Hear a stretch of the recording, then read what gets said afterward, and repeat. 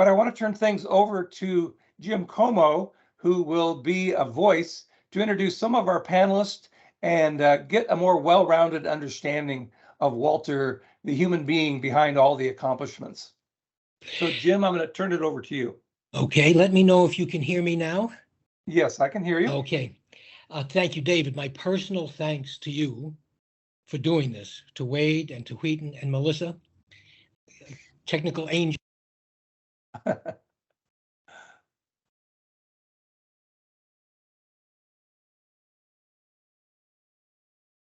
And I just lost Jim. Are you all hearing Jim? I think he's just muted himself, or someone's muted him. Yes, it said someone had muted me, and that's happened a couple of times. So I'll have to watch that because I can unmute myself. So if it happens again, I'll just take care of it from my end. Okay, were you swearing or anything? I can't recall. I told you to stay away from risque stories, so we'll try to leave you unmuted for the rest of this. No, I wasn't. I only know one semi-risque story, and I won't tell it, David. I won't tell it on the air, at least. Many of us knew Walter a long time, some not as long, some knew him well, some knew him as a scholar, but we're all together. Walter brought us all together here now on this for the 2nd anniversary of his death. Earlier today, I spoke to Kathy Archer, who's hosting a dinner for Walter, the 2nd anniversary. I think, Michael, you're expected at that dinner, and I know Andy Reyes can't make it because he's at that dinner. And she was a guardian angel for Walter towards the end. She would have gone first on this, but unfortunately, she's at Brown's restaurant right now. And she emphasized Walter's generosity. There was a young American, I think it was an American, who could not afford to finish his studies. And Walter just out of pocket gave him £1,000 so he could do it. Now, I'd never heard that story. I suspect many people had never heard that story before. There's a lot about Walter which some of us know and others don't. For example, he was a great fan of Terminator 2. He and my son would carry on at great length about how moving the demise of Terminator 2 was as he sunk nobly into the goop that destroyed him. He was a man of great good humor, generosity, trust. In fact, there are some things that Walter let me write for him. Such was his trust for me. If you go to his guide to C.S. Lewis and look up, I forget which one I wrote, but there it is. I think it was The Law of Inattention, you said. Yes, The Law of Inattention. Thank you. That's the one that I wrote for him. So he was a man of very, very many parts. I know he visited us frequently here in New York. And my wife just loved him, and my children loved him dearly.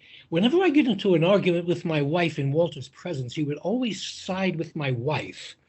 And she would wind up winning the argument, and we were doing what she wanted. But here's the thing. It always turned out to be the right thing. He met my mother-in-law, my Peruvian mother-in-law. He spoke no Spanish, she no English, but they hit it off anyway, you know. She said he looked like James Mason. He said she looked like Hedy Lamarr. That's all it took, if you know how beautiful Hedy Lamarr was. So I had many, many experiences with Walter, including early on going to publishers. But right now, I would like to call on others. And the first of these, I would like to be Gregory Lippiat, his godson. Gregory, tell us a little bit about Walter. Thanks, Jim, and thanks to Jim and to David for inviting me to speak here and putting all this together. And it's so nice to kind of meet quite a few people who are so important to Walter, albeit only virtually. I'm really grateful to have the opportunity to be here with you all. I suppose I was thinking about what to say of all the many things that could be said about Walter.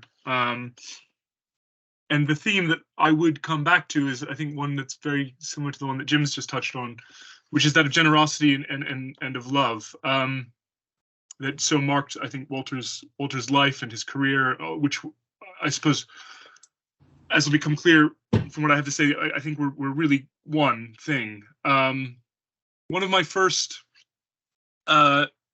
interactions with Walter, not the first one, but shortly after I'd met him, in Oxford in 2007.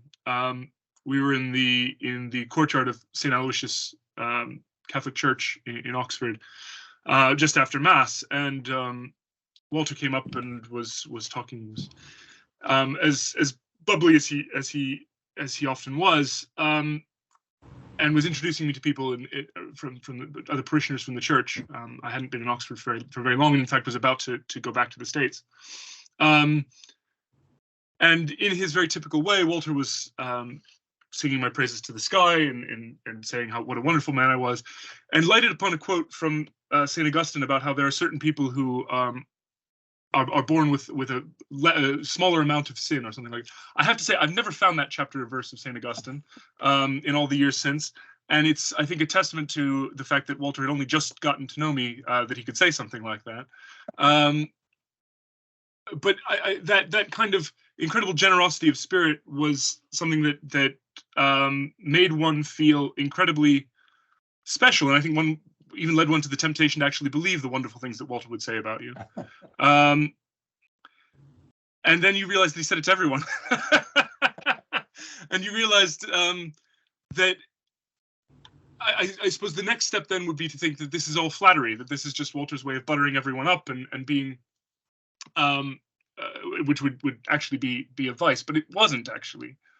And it took me a while to quite figure out what was going on there. And I think it was the fact that Walter really lived his life for other people, from beginning to end. And so when Walter saw you and said these wonderful things about you that couldn't possibly be true, it was because he saw you as, perhaps as you wanted to be seen, but certainly as wanted to see you. And I think Walter had an incredible talent for seeing beyond the dingy material realities of the world and seeing what you could be, and what we were all hoping for, the saint that might be hidden in all of us, however far we might fall from achieving that, from cooperating with those graces in our day-to-day lives. There was never any sense of, certainly not in my experience, any sense of that Walter was flattering for the sake of getting some sort of advantage or of getting you on his side. I think he desperately did want to be loved, but only in as much as his own love was constantly going out of him to everyone he met. Jim's story about the American student doesn't surprise me. I'm sure that happened to many people. Certainly he was incredibly generous to me and to other people that I know. But it was never never made a big thing about it. It was always just a reflexive a giving of himself and of the resources he had, which he didn't really think of as his own, but rather as things that were blessings given to him to be given on to others. Gregory, let me interrupt. Yeah. Please, because we have others who want to say something, but I would like to comment on one thing you said. No, that's quite all right. It's so interesting and indeed moving. Another thing about Walter that I noticed, and I'm sure others could say the same, anyone who wrote on C.S. Lewis and was a C.S. Lewis scholar and talked to Walter knew of Walter's great achievements, but never with a semi raise of an eyebrow did he ever indicate that he was more than you. Mm-hmm. Never a single note of condescension in Walter, even though we all knew that he was the great man. Michael, I heard you say that at the 50th anniversary of the Newark C.S. Lewis Society when you said, as many have said, he was the greatest. So, Michael, would you tell us a little bit about your experience with Walter?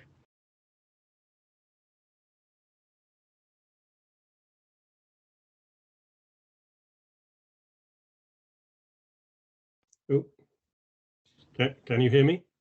Yes. Good. Thank you, Jim. Good evening, everybody. It is evening where I'm speaking to you from in England. And yes, I'm already struck by the repeated use of the term generosity. That is the term that first came to my mind when I knew I was going to be speaking on this occasion.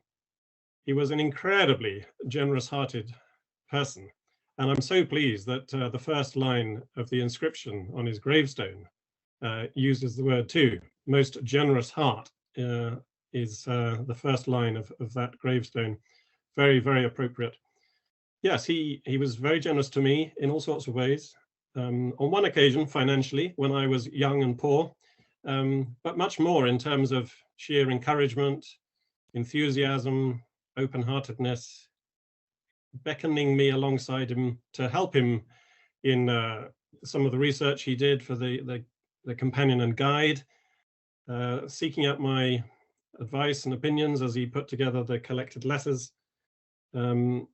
And of course, he knew much better than I the answers to all the questions that he had, but he just wanted to include me. He saw that I was a sort of up-and-coming Lewis scholar and aficionado, and so he made me welcome. And he taught me a lot about that sort of scholarly magnanimity. And Jim, you're quite right. There was never a note of condescension in his attitude to other people.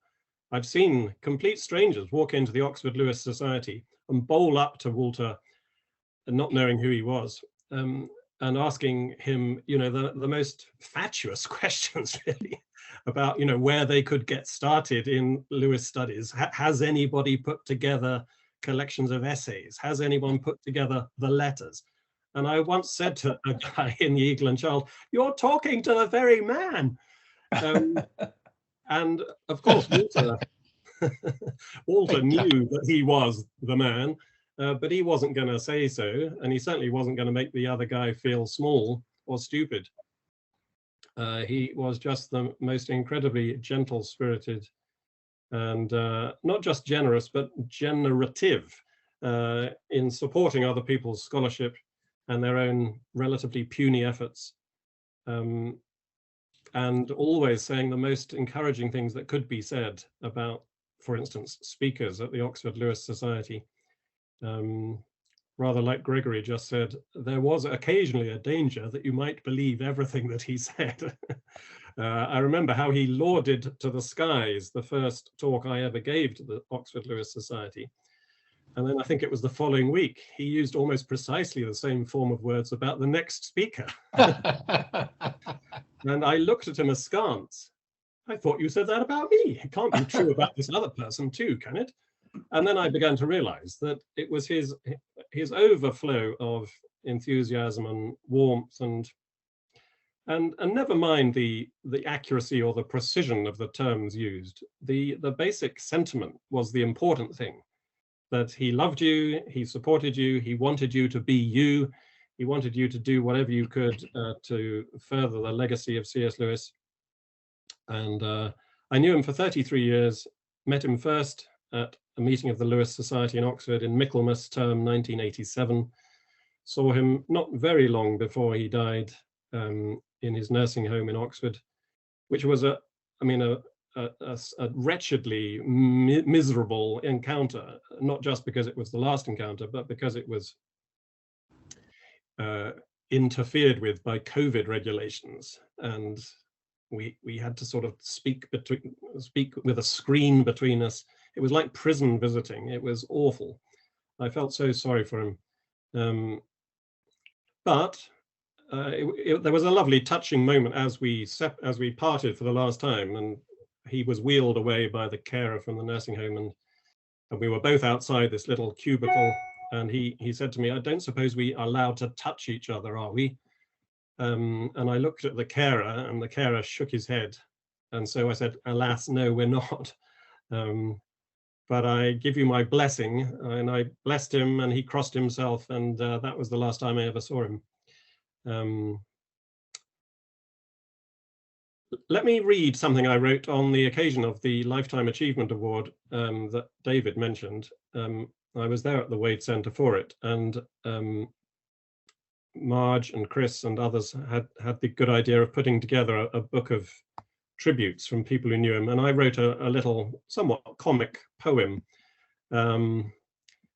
about him. which I called The Age of Hooper.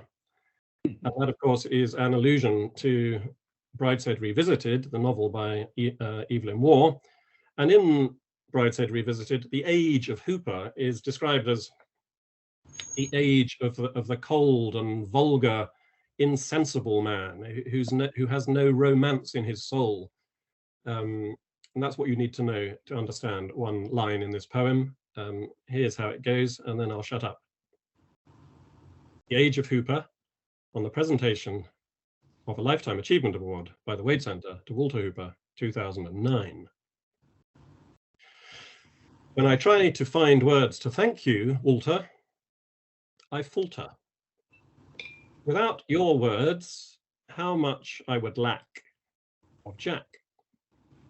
Without you yourself, how little I could hymn him, the author of all, the one whom you serve with verve. Waugh got it wrong. The age of Hooper is super. But words fail me, so I, Michael Ward, applaud. Thank you very clever, much, very clever. Michael. I was there for that, and it was a lovely, lovely event for Walter. He was really shocked. Melissa, is Elaine Tixier on with us yet? No. All right. I do not see her. Okay. She had emailed me asking if she clicks on a link on email, and I told her she should. I don't know what's happened since. So instead, I'm going to ask the youngest person with us, I think the youngest person with us, to talk about his relationship with Walter. Now, Walter wrote a couple of blurbs for my books, and, you know, as blurbs must be, they were, as our two other guests have pointed out, they were nice. You know, wow, I really should believe this stuff. But then I read the blurb that Walter wrote for Solomon's book on C.S. Lewis, that Solomon wrote when he was in his teens. And I thought, boy, I wish Walter had written that for my books. Solomon, are you there?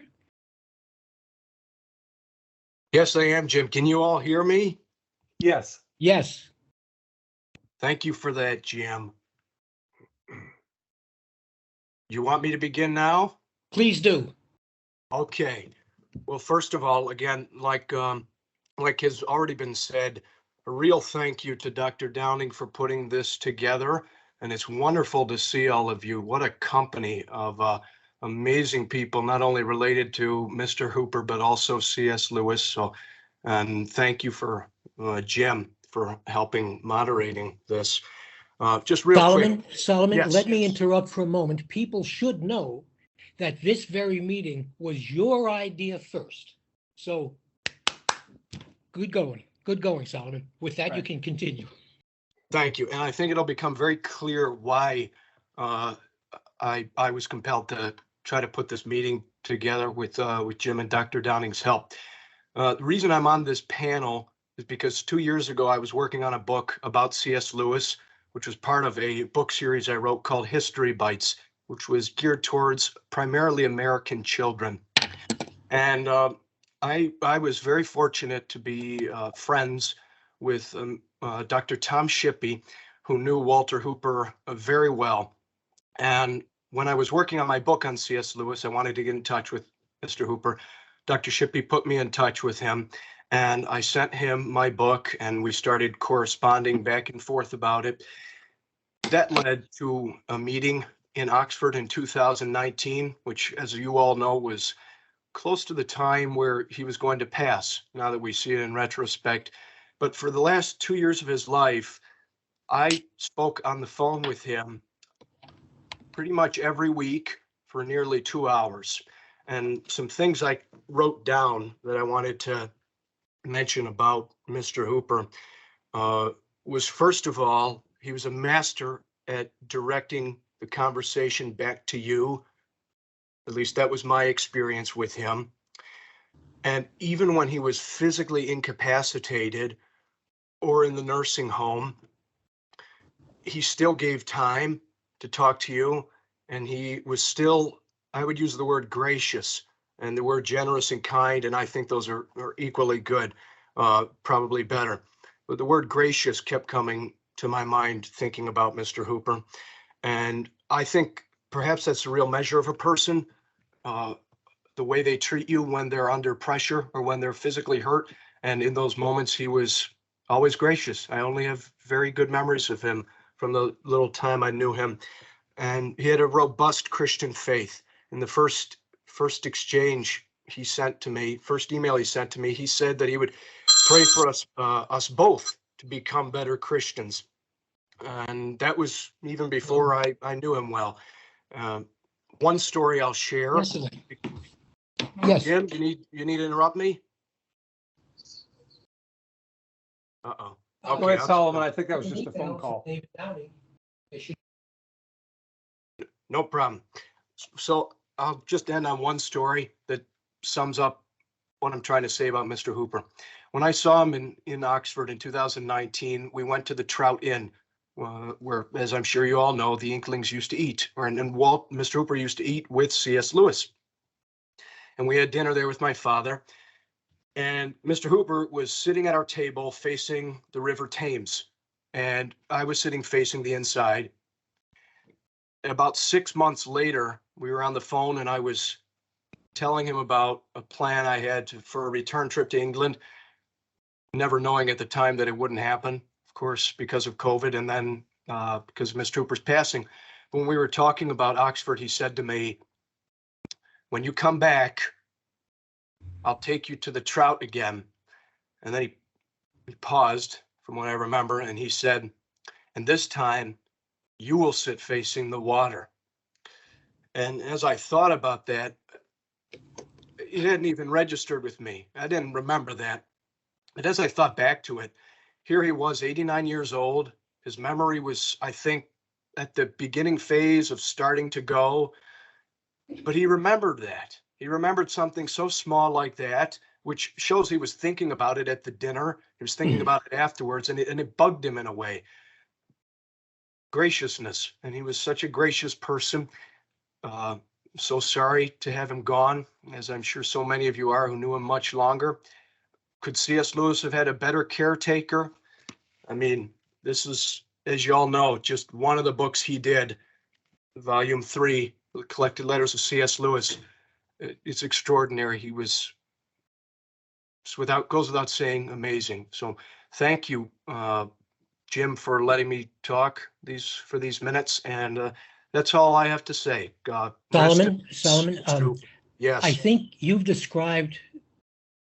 told me that Walter was rather like an adoptive grandfather to you.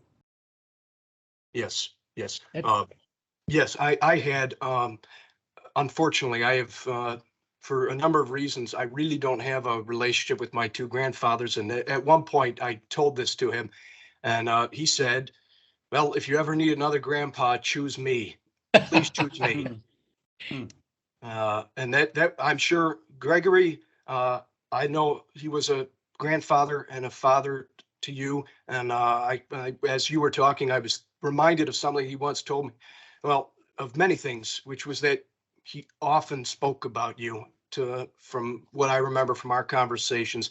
I think he loved you very much, and he loved you, Jim. And goes without saying, he loved all of you, and thought so highly of you. When in reality, well, not in reality, when he had so much to think about himself, but that wasn't his focus. Thank you, Solomon. Thank you very much. You're welcome, Jim. Thank you. Thank you, everybody. Has trouble getting on. David, if you can hear me, would Yes, you I hear you. would you resend an email to Elaine Tixier with the link? Because Okay. she just called me to say she hasn't gotten it. So let's try again with that. And in the meantime, I would like to ask, I think Stephen Beebe has been with us for a while. Stephen, what would you have to say about Walter? Yes. Can everyone hear me at this point? Yes, we can. Good. Thank you. Like many of you, I met Walter through an association with C.S. Lewis. I first met him more than 20 years ago at a C.S. Lewis Society meeting, and I remember just being very excited to meet him. I was new in my C.S. Lewis research and scholarship, and he was just so very kind and generous. That's another word that continues to emerge. And then he said, well, why don't you come to my house for tea? And I was surprised and taken back, and I know many of you have been with Walter for tea at his home. And of course, I was delighted. And I remember that meeting very, very well. I remember wanting to, it would have been rude to whip out a notebook and begin taking notes, but I wanted to remember everything he said. One of the impressions I had as I sat there having tea with Walter, and nearby was a large bust of C.S. Lewis. And I thought, I'll never be able to have tea with C.S. Lewis, but this is probably as close as it's going to be, because Walter was such a wonderful listener. And I remember at that first meeting, that's how Walter described Jack. He said he was the best listener that I ever knew. Well, in my experiences, Walter was the best listener, and based on other comments today, he was observant. He was interested in others. And so I cherish what he modeled for me in listening. He said, Jack really wanted to know what you had to say, and so did Walter. So friendship is the word I think of, and what I miss most about Walter. Certainly I miss our conversations about Lewis, but I miss Walter as a friend, as I know so many of you do. In addition to his listening skills, Walter was such a supportive friend. It wasn't too long after meeting Walter that my wife and I, someone very close to us, was experiencing the ravages of heroin addiction, and it looked very bleak. And I remember disclosing that to Walter, and Walter being so caring and supportive and empathic. And he was always very interested in how this person was doing. And in my very last visit with Walter, in 2019, Walter also asked about my friend. I'm happy to report he's doing very well, but he was always very kind and compassionate. I remember asking Walter, how did C.S. Lewis deal with Warney's addiction, hoping I could get some advice and some insight. And I'll never forget what Walter said. He said, he paused for a moment, and then he said, Jack just loved his brother. He just loved his brother. And that was good advice for my wife and I. And as we learn about codependency, that wasn't the experience of Lewis. And Walter shared that with us. Walter, as you know, also enjoyed cats. He loved cats. And my wife and I would talk about our cat, Bouncer. And when our cat passed away, Walter wrote, "Do not imagine that I take the death of Bouncer lightly. My heart is sore for you and Sue, who all loved Bouncer. When Claret the meek died, I asked a friend of mine, why do I grieve more over my cats than the death of my human friends? And she said, I think it's because cats give us 100% of themselves, and people rarely do." Well, I think Walter got close to that 100% in terms of caring about others. I remember one time I asked him to speak to my class, and he did, and I, through my university, gave him a modest honorarium. And he asked me the next time I saw him, he said, "Is it all right? I hope it's okay, but I use that honorarium to make some postcards of my cats." And so I still have those postcards of Claret the meek and that he used from that honorarium that have his address, and a couple of them are signed by Walter. I end by all of us who knew Walter knew that when you had a conversation with Walter, it was always punctuated with his what we call a linguistic back channel cue, his affirming yes, and what I loved about that is built into Walter's DNA was affirmation, was support, was confirmation. And I wish I could hear Walter one more time have that conversation, as if to say, yes, continue. Yes, I understand. Yes, and through our memories of Walter, his generosity and his friendship, yes. Stephen, thank you very, very much. And I thank you, Solomon, too, for emphasizing Walter as a conversationalist who paid attention, who listened, who made it about you. He was one of the best conversationalists I've ever known. And some of the greatest conversations, of course, happened at the dinner table. We have dinner parties and Walter would be there. But after the dinner party, there was the kind of post-mortem where we would comment after the guests had left on the dinner party. And he was uproariously funny, not least because he had an ability to give people nicknames. I remember one wonderful guy of many, many parts who was about 6'7", whom Walter named George the Magnificent, right? And he was George the Magnificent from that point on. So yes, Walter was a great conversationalist because he always knew it wasn't about him. Now, I hope, I see initials that tell me Richard Platt is with us.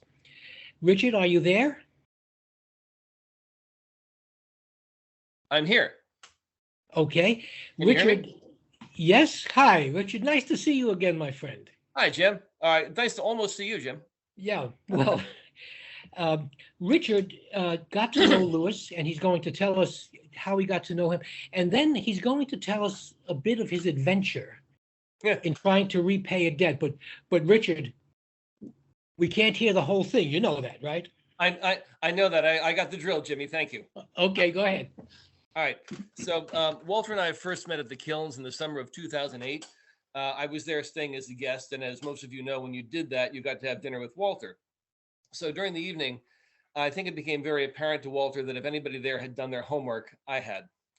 The third volume of Lewis's collected letters had just come out. And before Walter left that evening, he handed me his business card. And I was leaving Oxford the next morning, and I had his card in my pocket, and I thought, can't hurt. So I called him up and invited myself over for tea. So he gave me tea that afternoon. I showed up with a giant suitcase, which I think unnerved him. So I explained very quickly that I wasn't staying. We had a wonderful afternoon, and we became just old drinking buddies that day. We agreed to stay in touch, and we spoke about every 3 or 4 weeks for an hour, hour and a half for the rest of his life. When my book, As One Devil to Another, was published, Walter wrote me the preface of prefaces for it. Again, generosity. And without Walter, it's not too much to say that my book would never have been published. The other person I have to thank for that is Michael Ward, who's with us today. So Michael, thank you again. I don't forget my debts. Richard has been known, as he said, to write with a flamethrower. And I think you should know that you saw the muted version of Richard in recounting this.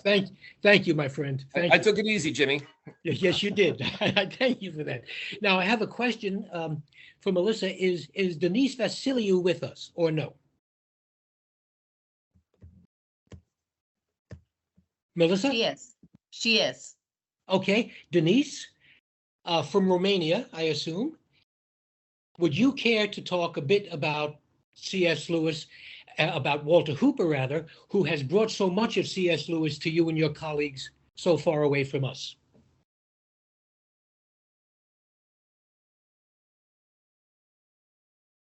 Hello. It is a surprise for me to be asked to share my experience, but it is an honor. I'm from Romania. I'm, let's say, a C.S. Lewis scholar here. And when I got into the PhD program back in '93, by God's grace, I got to visit the Waite Center, and I met Mr. Chris Mitchell, who was very impressed that I was accepted to do a PhD on C.S. Lewis in a state university in a post-communist country. So he started to recommend me and to help me to meet people that could help. And one of the recommendations from him that I received later through email was to visit Mr. Walter Hooper, who I was not sure at that time who he was. But anyway, I discovered. I took a trip to Oxford and I met Dr. Ward then. And Even I expected not to be received. Mr. Walter Hooper received me in a very gracious way, exactly like all of you have described so far. Of course, I was completely unknown to him, but he was so kind to listen to my story, and he encouraged me. He told me a very, very encouraging thing back then. I was very moved by that. I'm not sure now if it was a phrase that he told to many others. It seemed very special and unique for me. I'm not going to say it. And yes, he answered to my emails every time I wrote to him, and he granted us a special recording. He wanted to give us a special interview for our conference here in Iași, because I started to organize C.S. Lewis conferences in my university in Iași, and probably we are among the very few who have such a recording with a special message, which of course was very, very impressive here. Actually, the rector of the university and my professor in the English department accepted to allow me to organize the first event here on C.S. Lewis after they saw the pictures that I had with Mr. Hooper, which was quite impressive for everyone here. I'm very thankful for him. He was indeed very kind. He spent a lot of time when we visited him. I was with my husband and my daughter. And actually, I don't know if it's time, we had a very funny situation. The second time, the first time we visited, because I was with my husband and I was so happy to be there. But when he saw my husband, he was like, "Oh, when I heard that you are going to come with your husband, I really pray that he will be a tall man." And praise the Lord, he is, because I need someone to help me with the books on the top shelf in my room, and I really needed a tall guy. And for a while, he was more excited about this than my studies. But it was really, really fun, and we had a great time together. I think I met him 2 times or 3 times, and every time was very enriching and encouraging for me. I'm really thankful for him, and it's an honor for me to be here and to remember all the good things that God did through him. Very, very much for joining us at such a late hour there. And thank you for your work. God bless you for it. God bless you and all who carry forth your work, not only in Romania, but throughout Eastern Europe. It really is astonishing what the Holy Spirit can do. And Walter, of course, was part of that. So thank you very, very much. I first visited the Lewis collection in the late 60s. It wasn't the Wade, of course, at that point. Mrs. Ruth Cording would lock you with a gate in between bookshelves, and you'd have to stay in there. And if you needed to get out, you would rattle a cage, and she would let you out. But I did come upon something that fascinated me. It was a master's thesis in English, I believe on Narnia, by Elaine Aimard, who would become Elaine Tixier, married to Rene Tixier, who was wonderfully gracious to join us in New York for the 50th commemoration of Lewis's death in 2013. She read an outstanding paper that was since published in 7. And Elaine may know Walter possibly longer than anybody else on this call. So I would ask Elaine, who just texted me that she's there, ready, to speak next. Hello, Elaine. How are you? Hello, Jim. Here I am. Very pleased to be with you. Can you hear me? Yes. Good. So I would like to thank you for inviting me to take part in this tribute and to share with you some high points of a long friendship. Among the memories I treasure is my first meeting with Walter. Some of you will not be surprised if this starts like a fairy tale. Indeed, once upon a time, more than half a century ago, at Christmas time, a young French student knocked at the porter's lodge of Wurthmann College, Oxford. She had an appointment with the chaplain of the college, who was also C.S. Lewis's former secretary. That summer, she had started to work on her dissertation on the Narnian Chronicles. That autumn, she had heard about Father Hooper. And now here she was, feeling both shy and thrilled. Little did she know then that this was only the beginning of a wonderful long story. From the first moment I met him, I was struck by Walter's kind and generous welcome. His attention to the person who was before him, together with his extreme humility. He was, in fact, the person who knew, who had met Jack, who had been familiar with him and his circle of learned and famous friends. Yet, he always gave you the feeling that you were the important person and that this shared moment together was what mattered most. Once Walter had greeted you, he might like to share a sandwich, as was the case on my first visit to Wurthmann, when precisely at 1 o'clock, the porter brought 2 plates, mysteriously covered with a large lid.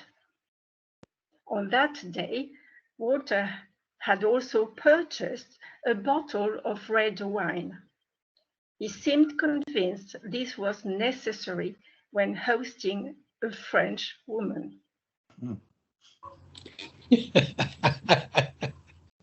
Later, we shared more substantial meals.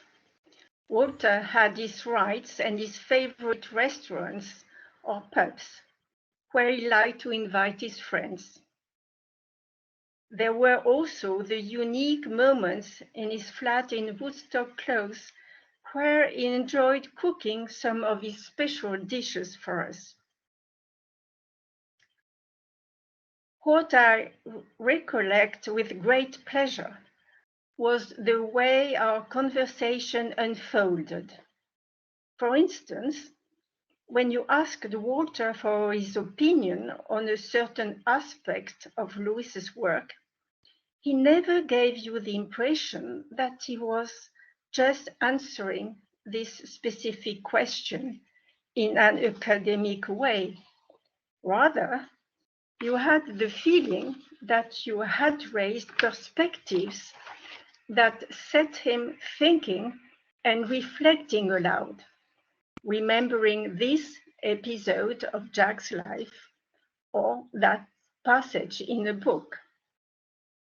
Then an extended monologue, which no one wanted to interrupt, developed, being woven like a spell and creating an atmosphere that brought Lewis's art and message to life.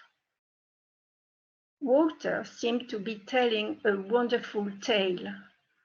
In his soft voice, tinged with a slight southern accent, very charming with his slow rhythm, which he probably adopted for the foreigner before him.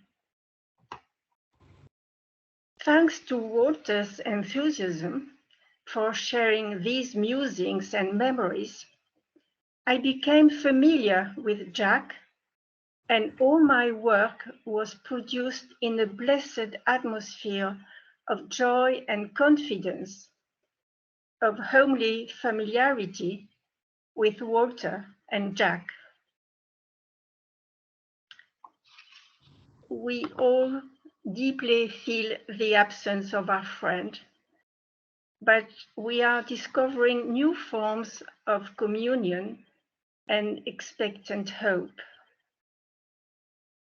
For we know we will meet again and rejoice forever with our Lord, or as Walter often liked to call him in our conversations, Aslan.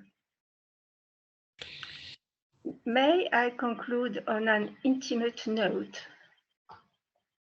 The last time I spoke to Walter on a Zoom visit, a few days before his death, this was the word I heard him say, almost in a whisper, with a sigh and a slight smile. Oh, Aslan. Thank you. Elaine, many thanks for that.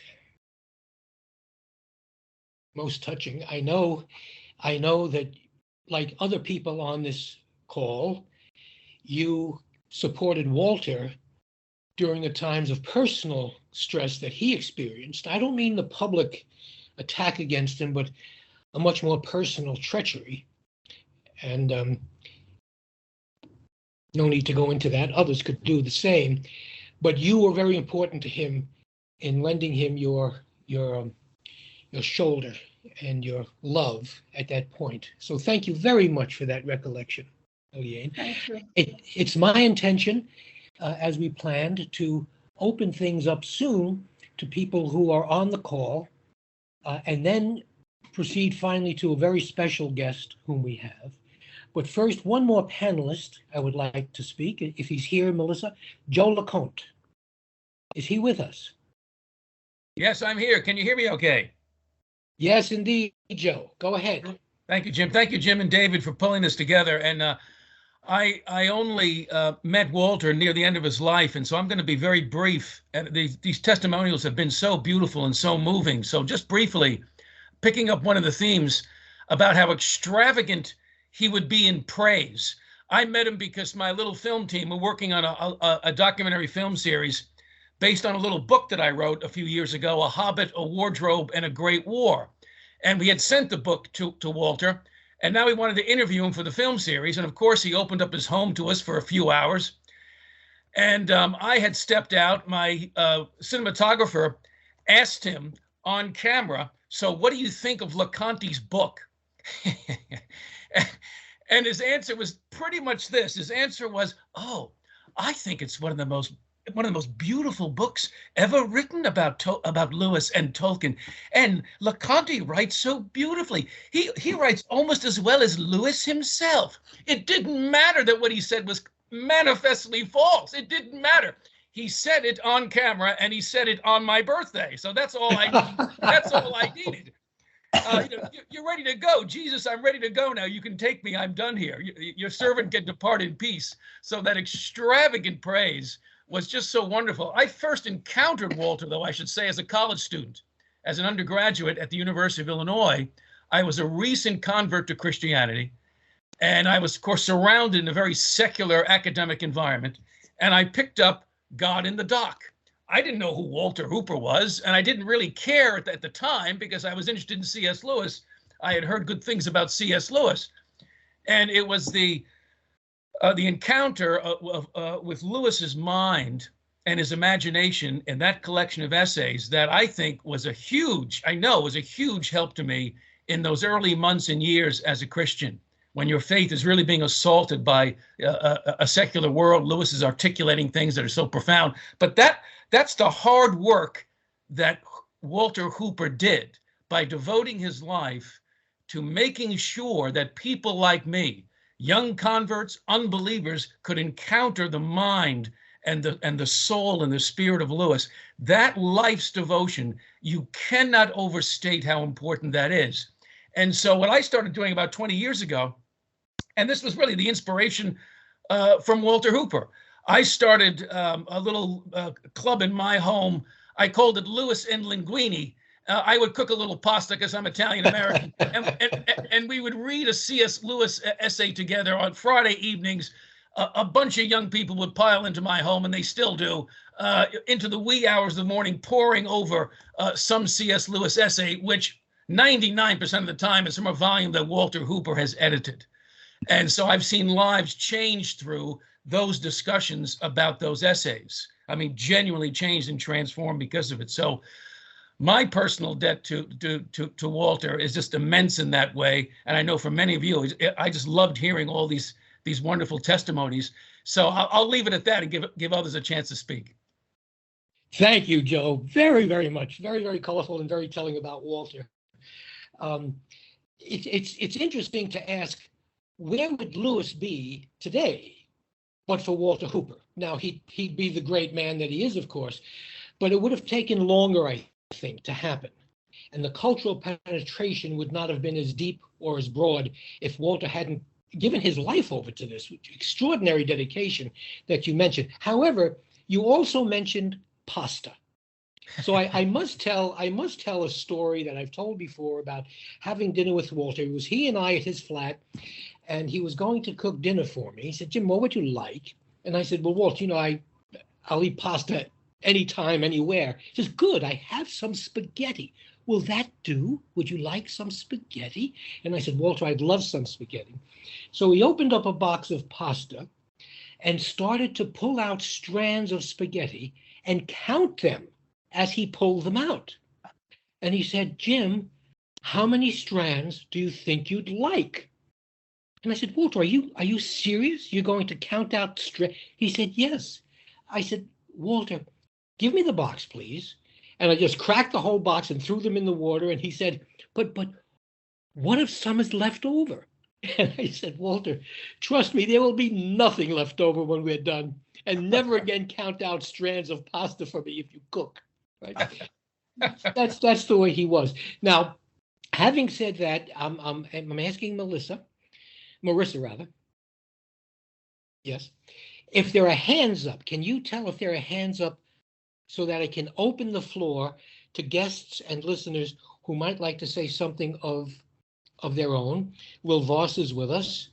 Diane Glyer is with us. So many others are with us. Some of my colleagues and friends from the New York Society. So I can't see from where I am if they have the electronic hand raised. So perhaps you can help me with that if you see any.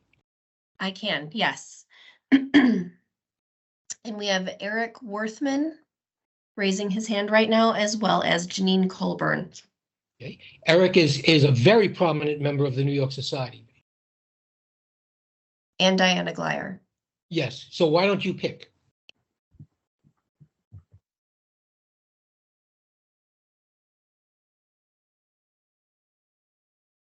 There's Eric. Eric, turn your microphone on. Hi, I wasn't sure I was picked. Can you How hear are me? you, Eric? Nice to see you. Nice to see you. Nice to see everyone and hear you, Jim. And thanks to everyone who helped arrange this. This is a great gathering, and I feel very privileged to be part of it. I was going to my contact with Walter is mostly was primarily through the New York C.S. Lewis Society, and the opportunity. Well, I'll speak briefly. The opportunity presented itself for me and my wife Susan to visit Oxford for the first time on the occasion of Lewis's 100th birthday in 1998, November of '98. we went over and stayed for about a week, and had the idea of just doing the Lewis pilgrimage and visit the kilns and Magdalen College and the Eagle and Child, and imagine there would be some things going on for Lewis's 100th birthday. So I got brave enough to send Walter an email and ask him if he knew of anything that was going on in relation to Lewis's 100th birthday, and said we were going to be there. And he kindly responded, gave us information on several events that he knew about. And besides that, he invited us to contact him when we were there in Oxford. So when we got to Oxford, I telephoned, and Walter invited us to his cottage for tea. As others have related on the call, we had the opportunity to go to his house. He graciously welcomed us. He introduced us to his cat, Urban, at the time. Served us tea and biscuits, I remember. We talked about the New York C.S. Lewis Society, the events surrounding Lewis's 100th birthday, and Walter's time with Lewis, among other things. Walter showed us some of the books that he had from Lewis's personal library, with Lewis's notes filling the margins. I remember holding one of the books and my wife saying, okay, so give that, okay, and I was just kind of looking at the book, and she's like, okay, why don't you give that back now? And I said, well, I'm not done holding it yet. So it took me a minute to give it back. But I think Walter was very very kind and understanding, and really, as so many others on the call have said, generosity really was one of his most notable characteristics. And I remember Walter mentioning during the conversation that he limited the amount of time he would spend watching the news on television, because when he watched the news, he felt that he had to pray for all of the people involved. And if he watched the news for too long, he would just run out of time in his prayers. That was one thing. He also mentioned at the time, this was 24 years ago, 1998. He mentioned what he saw as the danger arising from political correctness, which I guess has probably pretty much he's proven to be a prophet in that respect. So while we were there, Walter gave us a few more recommendations to fill out the activities for our week. He recommended the trout to us, which I had not known of at the time. And he mentioned a few churches that he thought might be having, events or either for the holidays, for the Christmas holidays, or in Lewis's honor. And it turned out that for each church in the vicinity, Walter knew what refreshments they might have at their events. And he also knew whether they would serve wine. So that, Eric, that was very helpful. How long in total did you spend with Walter when you visited? Wow. I would guess that it was about 2 hours or so, maybe a little longer. That's extraordinary. That really is extraordinary. Just very yeah. He was so generous with his time, and as everyone else has said, he really made us feel that his attention was focused on us while we were there. Yeah. And with, I'm sure, so many other things to do, he took that time, when we just showed up in Oxford and was so kind to invite us over, receive us, and it was just such a pleasure spending time with him. When I first met Walter with my wife, we were strangers who knocked on the door, and it was 3 o'clock in the afternoon. He served us tea. He and I did not part till 2 a.m. Wow. Hours later. I mean, we really went at it and bonded and became fast friends. Thank you very, very much, Eric. Thank you. And I think, Melissa, that Diane's hand was up. Can I invite Diane Glyer to speak? Yes.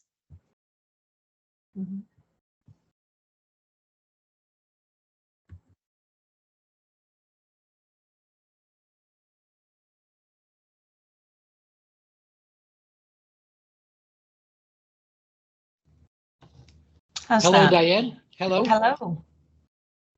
You're up. Great. Thank you, Jim. I think the first thing that I want to say is how grateful I am for this event, because the tragedy of COVID has been so much more than just sickness. It's been the loss of community to honor and remember one another in so many different ways. And this is so important, this ceremony of remembrance means a great deal. And I'm just so grateful. So thank you for pulling this together, and thank you for the opportunity. I would agree and affirm with everything that everyone has said about Walter and about his personality, about his generosity. But I think what I would really love to emphasize is just my gratitude to him for the gift of hospitality. And by that, I mean more than the time that we shared together at conferences or the generosity of opening his door to have tea at his home. I think when I think about Walter, I think about his generosity in opening the door to C.S. Lewis. And without him, I think that we would have so much less access, not only because Walter was faithful to record so many memories of Lewis, but because of the beautiful work that he did in editing and making available so many of Lewis's works, for promoting them so vigorously. And then when I look at the screen and I think about his circle of friends, think about how many of us, as Michael Ward mentioned, were young upstarts with a passionate interest and not much wisdom, perhaps, as we began our Lewis journey, and think about how faithfully Walter invested in each of us. He believed in us before we believed in ourselves. And this community is so much the result of his generous gift of hospitality among us. Oh, well done, Diane. Thank you for that. It certainly is true that these kinds of rituals, especially coming post-COVID, where it didn't happen, matter greatly to us. And the remembrance is what keeps these people alive to us, as Walter kept Lewis alive to us. It's wonderful. Greetings, Kevin. Greetings. Can you see me? Now we can, yes. Oh, great. I'm wondering if I can maybe defer to my wife, who's also on here. Melissa, her name is Amy Offner. We were in Oxford from 1995 to 1996 for a sabbatical. We went to the C.S. Lewis Society. That's where we met Walter. And my wife's a better storyteller than I am. Could I just turn it over to her real quick? Of course. Yeah. Melissa, do you have her? We do, yes. Okay.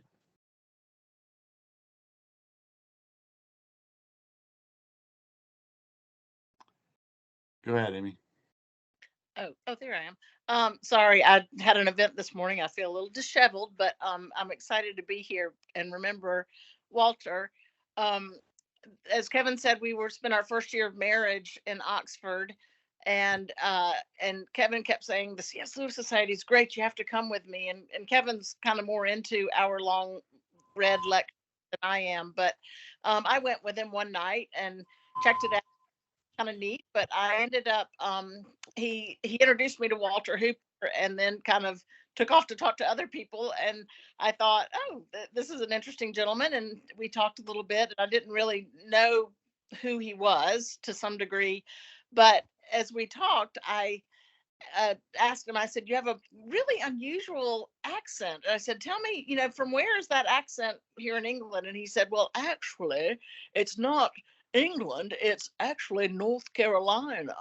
And I said, no kidding, I'm from North Carolina. And I was like, where are you from? And he said, Reedsville. And I said, well, I'm from Winston-Salem. We're like 30 minutes apart. And then I just said, what do you miss most from the States and from North Carolina, from home? And he said, actually, I think I missed the grits the most. And so laughing because I said, oh my goodness, mom's coming in a couple of months. Maybe she could bring grits with her. And sure enough, she did. And I invited him to dinner, and he came and had dinner with us. And I fixed, a kind of a breakfast for dinner type of thing. And our neighbor across the street got excited about it because afterwards Kevin told me who I was talking with. But I had told him, I said, well, gosh, when my mom comes, I'll have to get her to bring grits, and we'll invite you for supper. And he came over, and we had a lovely time that night and heard all kinds of stories. And Kevin, you could probably tell more of those, but I just was so struck with just his accessibility and his, again, I didn't know who he was, and he didn't need to tell who he was necessarily, but he was very willing to tell stories and just share more of his story. But I just laughed and thinking, God, he's from North Carolina, and he told more about how he had come to know Lewis and connection. But anyway, we loved having our home and hearing the story. First time. What? Sorry. The bathroom story.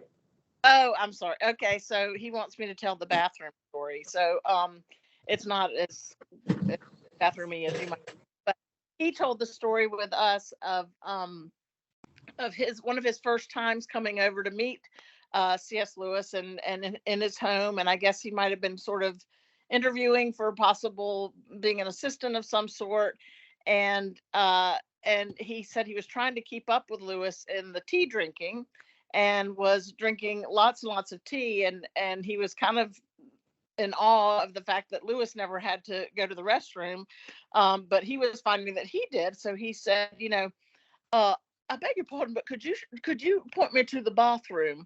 And Lewis obliged him, and he handed him a towel and a bar of soap and sent him in there, and there was no toilet, just a tub, and apparently that's where you had your bath. And so then he kind of pondered for a bit and wondered, what should I do? Because I need to really go to the bathroom and there's no toilet in here. So then he went back out and said, I'm afraid I need to use a room with a toilet. And he said, that'll teach you Americans and your euphemisms. So anyway, he just laughed at that story, and I'm sure others have heard that, but we thought that was a really funny story from his early days of the cultural differences between the States and England. But okay, you can stop there. Hey, we can all hear you, Kevin. Amy, thank you very much for that. Thank you. Walter had 3 siblings, I believe. David was one of them, and I met them all when I visited Reedsville. I knew his mother very well, and there are a lot of stories about Walter I could tell, all of which would highlight his humor, wicked humor, his conversational skills, and his attentiveness to us. I remember visiting with my father, who was in the UK during the war. He was in the Midlands at a hospital during the war, and I brought him back to England to see his old army post. And we got in a car with Walter. I was, of course, driving on the wrong side of the street. My father said, son, I think St. Christopher jumped out about 2 miles ago. St. Christopher being the saint of travelers. And I was about to give up. And Walter put his hand on my shoulder and leaned in and whispered to me. He said, Jim, don't. You have no idea how much this means to your father. Keep going. And we did. And finally, an old gent who was there during the war realized that my father had been there, and he effusively welcomed my father and pointed it out where the old barracks was. It was now a turkey farm. And I saw that my father was so terribly moved. And if it weren't for Walter advising me to keep going, it wouldn't have happened. And then when I was on sabbatical in 1974, I was there with my wife. We're having a dinner party for Walter and his mother and Aunt Twiggy, an ironic nickname, by the way. And it was just wonderful. And the phone rang, and it was my brother telling me that our father had died. Of course, I was devastated, and I had to go back to the States. I was there with my young son as well as my wife, but perfectly relaxed about leaving them, because there was Walter and his mother and aunt, but especially he, to look over them. So this is the kind of trust and loyalty and generosity of spirit that Walter had. And we've heard so much of that today, so much of that today. And I'm sorry David didn't stay with us or didn't come in the first place, DH, David Hooper. But he could have heard what we said and understood what his brother has meant to us all. So with that, David, I will turn it over to you once again with my thanks for speaking for everyone. Melissa, thank you very much for what you've done. Yes, thank you, Melissa. And thank you, David and Wade. So David, bring us home. Okay, thank you, Jim. I'm sorry we weren't able to get your image. I don't know if you know Jim. He's a distinguished looking gentleman, so we're sorry to miss out on his image on this program. Eric's story about meeting Walter reminded me of 1980. I was over in England with a group of 20 students, and someone gave me Walter's phone number. Someone at Blackwell's knew him and gave me his phone number. And so I just called up out of the blue. We were having a wonderful conversation. He said he had to go tea with Priscilla Tolkien, so he couldn't stay on too long. I very rudely didn't know the English phone system, and I ran out of coins to put into the phone. So I actually terminated the conversation on my end, but had many wonderful conversations with Walter at conferences. And I'm so glad that so many of you have fond memories. I keep hearing the words generosity, kindness, self-effacing. The last time I talked to Jim, he used the word indefatigable. People don't realize how much Walter accomplished in those 50 years of being Lewis's literary executor. But what a wonderful human being in his own right, apart from all that he accomplished as Lewis's executor. So I thank you all for joining us. I thank you to Solomon and Jim for coming up with this idea. I agree with Diana that it's really an important ritual of remembrance of community to get together and tell stories and get to know each other. I hope that we can all feel a connection here just through this Teams event that will cause us to reach out to each other when you're at the Wade Center or at Oxford and get a chance to spend more time of fellowship. One thing I really learned during Wade is the importance of community, fellowship, relationship, face-to-face conversations, personal support. So this has been a wonderful event for people all over the world. Thank you for joining us. Thank you to those of you who are listening. And I would say Merry Christmas and God bless each and every one of you. I'm right there with Tiny Tim saying God bless everyone.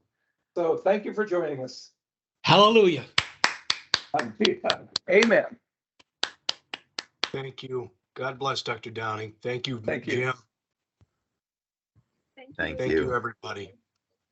Goodbye, all. Thank you all. Lovely Goodbye. hearing from you and seeing some of you. Bye. Thank you. Bye-bye.